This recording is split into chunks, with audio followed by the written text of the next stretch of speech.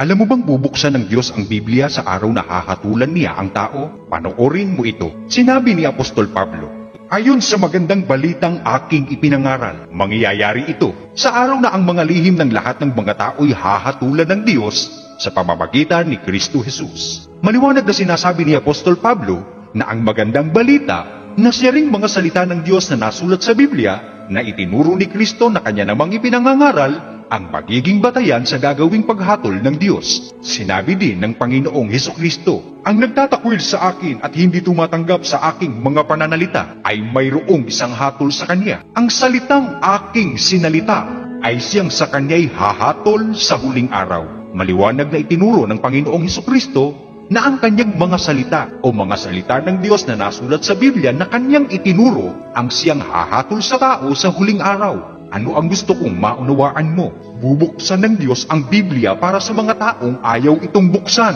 at matutuklasan ng napakaraming tao sa araw ng paghuhukom kung ano ang mga nilalaman ng aklat na ito, na alam nilang umiiral sa mundo, subalit hindi man lamang nag-abala upang ito ay buksan at maunawaan. Ang Biblia ang siyang bubuo sa pamantayan ng gagawing paghatol ng ating Panginoong Diyos. Kung gusto mong matuto pa tungkol sa Biblia, mag-subscribe na.